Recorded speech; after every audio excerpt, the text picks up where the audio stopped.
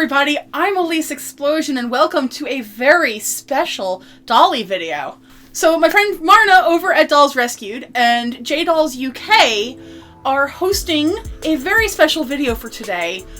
This is the Dolls Gone Goth collab, and I figured who better to do a Dolls Gone Goth collab than me, resident doll goth. You'll notice that I'm a lot more dressed up than I usually am for my videos. This is basically the kind of stuff that I would wear if I were going to a concert, I don't really go to festivals, but if I were going to one of those, to a large event, this is more my fancy outfits. So, I figured what I would do before showing off my doll goth crew, since I'm not a seamstress, but I wanted to participate because this is such a fun challenge for me. I wanted to give like a little bit of a crash course on what exactly goth is, because, you know, I'm not sure if it's that well known, but ultimately goth is a subculture, and it started with a form of music. Gothic music is a branch off of post-punk from the late 70s, early 80s. Bands like Susie and the Banshees are the true pioneers of the genre, but also bands like Joy Division, Bauhaus, Sisters of Mercy, The Cure.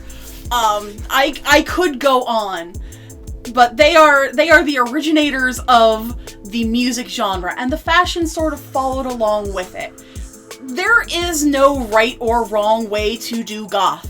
Obviously, a trademark of goth is black. Lots of black. But there are certain people who will adopt a color into their scheme. Obviously, I am a pink and black goth, but you may see black and green goths, red and black goths, purple and black goths. All colors under the rainbow have a specific welcome in the goth community, shall we say. Additionally, goth is not a religion. It is just a subculture. It's a way of dress. It's a style of music. And even under that umbrella, there are so many different variations. Gothic Lolita is a more traditionally Japanese branch, and that branches off into about 50 million directions on its own. There's more traditional romantic goth. There's cyber goths.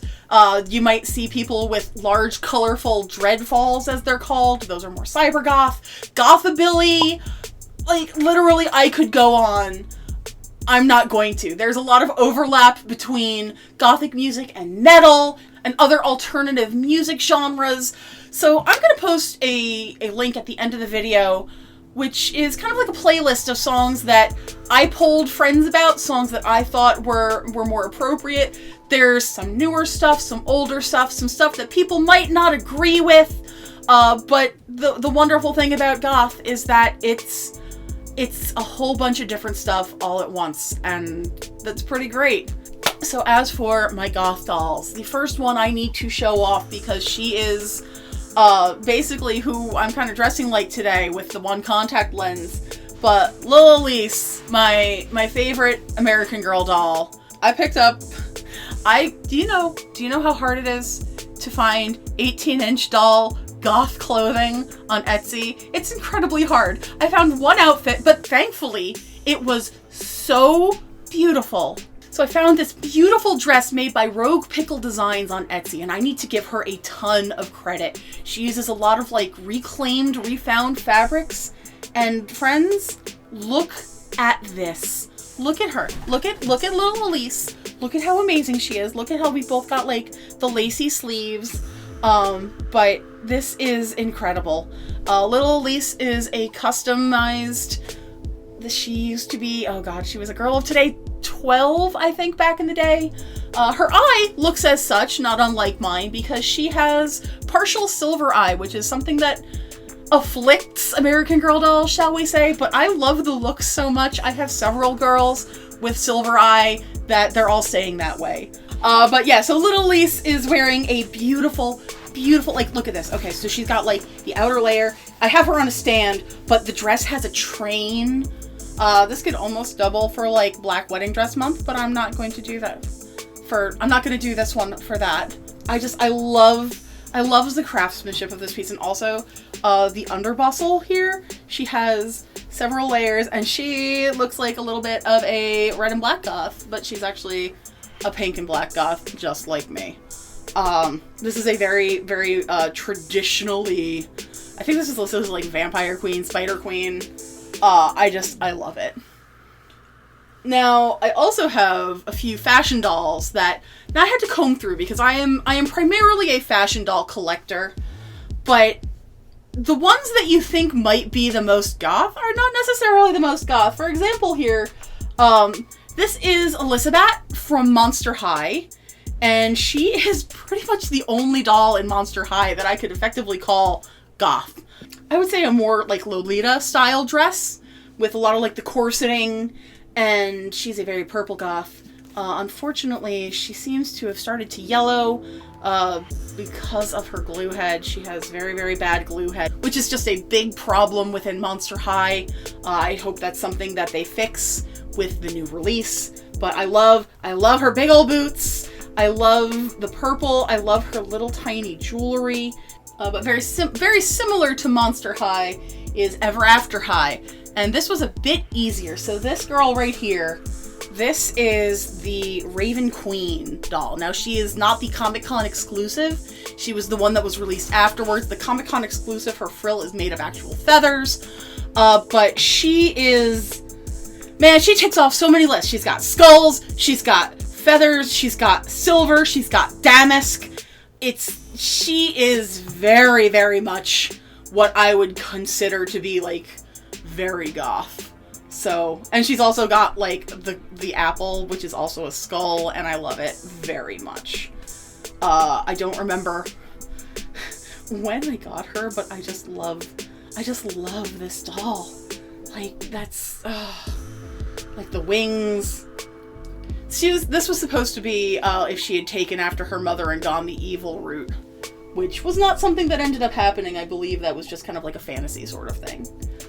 Also, on fashion dolls, now you can't have a Disney goth without mentioning the Haunted Mansion, which is like my favorite thing in the entire parks, and that is where Miss Gracie comes into play. She's one of the Disney Attractionistas. She's actually a bit taller. I believe she's a 13-inch doll as opposed to an 11-inch doll.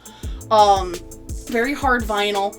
But she is supposed to be like the representation of the Haunted Mansion, and I think they did a pretty good job. Now, these dolls are not structurally my favorite. Very little posability, very little articulation, but I love the look of this line. I wish there were more, but they kind of cut that one short. I also debated bringing the girl who is the Tower of Terror, but she's not so much goth as just kind of creepy. Speaking of fashion dolls, I cannot neglect to mention the Bleeding Edge Goths. These predate Monster High. I've done several videos on them. This girl right here is Storm, and she is very, very traditional goth. Lots of frills, lots of lace, corseting. Corseting is a big thing. And severals of piercings. So I love her. I know that her hair should be slightly different, just because my dolls are very old and their elastics kind of rotted out, but I like the way she looks this way. And finally, because it would not be a Dolls Rescued style challenge without a Blythe, this is my as of yet unnamed Blythe gal. She's the only one that I really have. I have an Icy as well, but she's not quite the same. And she is a more traditional, elegant, borderline gothic Lolita style doll. I have yet to come up with a name for her. I don't know why. She ain't telling me her name, but I think she's very dear, very sweet, and I think that her outfit kind of fits the bill. So this was my quick and dirty crash course in goth, as well as parts of my goth doll collection. I hope you enjoyed them. If you are interested in following the tag a bit more, please click that hashtag dollsgonegoth and check out the rest of the videos that everybody's uploaded today. I'm sure they're bound to be amazing, and I just am super excited to finally get a video in for the community.